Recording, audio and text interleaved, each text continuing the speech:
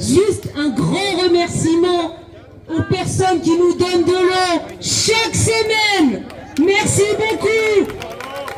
Un grand merci aussi aux personnes qui ont...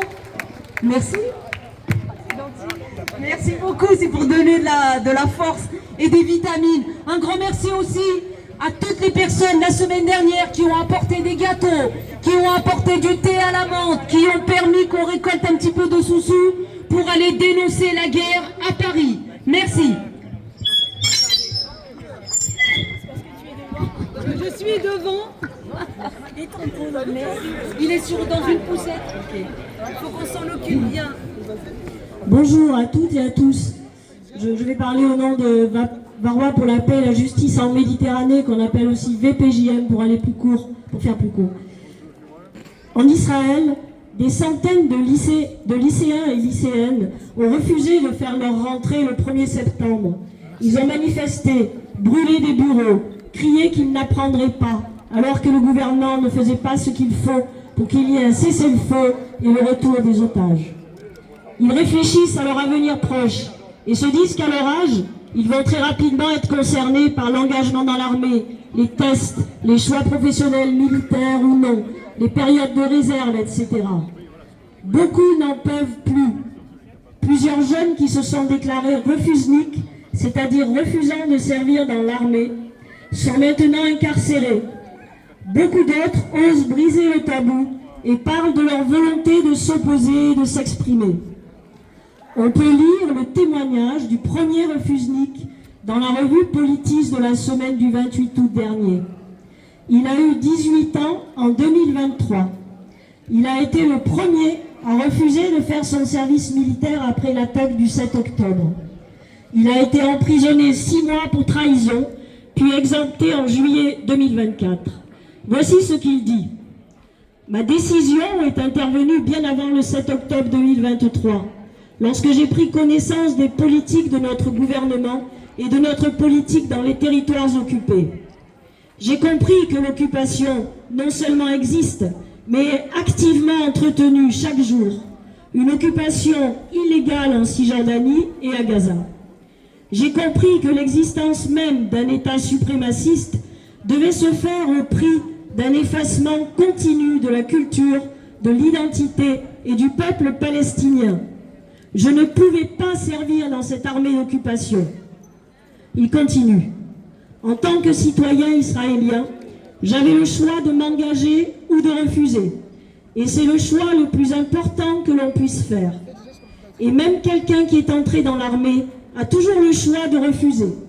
Et les citoyens doivent le faire. C'est un devoir moral de refuser de servir alors qu'un génocide est en cours. C'est aussi une façon de montrer aux autres que cette action est possible. Les gens l'ignorent. Ces jeunes sont un espoir, malgré la terrible actualité. Ces jeunes sont courageux.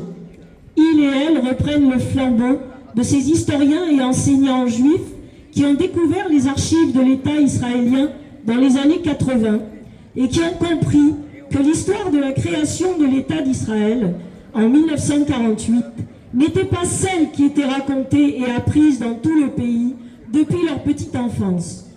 Alors, ils se sont mis à l'écrire et à le dire, puis d'autres encore dans les années 90. Leurs travaux et leurs prises de position ont d'abord été lus, partagés, discutés, mais peu à peu, ils ont aussi été dénigrés, rejetés, niés. Et la droite a repris le pouvoir en Israël à partir de 1996 jusqu'à aujourd'hui, où elle est devenue ce monstre radical, messianique et jusqu'au boutiste, avec Netanyahou à sa tête, depuis si longtemps, tellement trop longtemps. Ni la France, ni l'Europe, et encore moins les États-Unis, tous colonisateurs, n'ont fait quelque chose, et pour cause. Et les pays arabes non plus, c'est une autre question. Comment s'en sortir ? Comment parvenir à parler d'un chemin de paix dans les conditions effroyables actuelles ?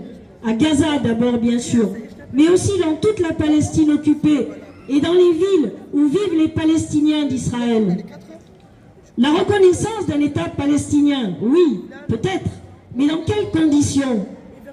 Toute que celles qui sont posées par Emmanuel Macron montrent à quel point la démarche est entravée, peu honnête, porteuse de nombreuses incertitudes pour les Palestiniens à qui on ne demande pas leur avis. Par ailleurs, la fureur que ce projet déclenche du côté du gouvernement israélien montre l'immense folie de ce pouvoir, qui n'est toujours pas prêt à envisager autre chose que sa propre puissance hégémonique. Enfin, nous posons la question, et à Gaza, quel est le projet du Hamas? Le journaliste palestinien Rami Abou Jamas, qui survit à Gaza, dit dans le journal en ligne Orient 21 du 29 août dernier, « Cette fois-ci, il n'y a pas de plan B ». Son inquiétude est extrême et ses phrases sont brûlantes et urgentes. Il faut le lire et réfléchir à ce qu'il nous dit. Pour toutes celles et ceux qui veulent la justice et la paix de tous côtés, et pour les enfants de Palestine, merci à toutes et tous.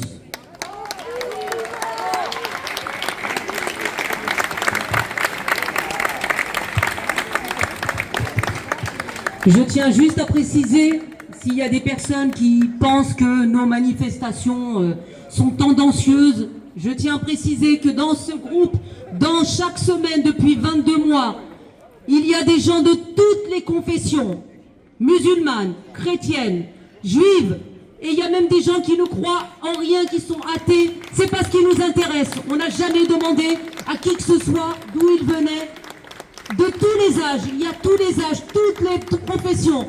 La seule chose qui nous anime, c'est de dénoncer ce qui est en train de se passer en ce moment. Et dénoncer un génocide, ce n'est pas être antisémite. Tuer des enfants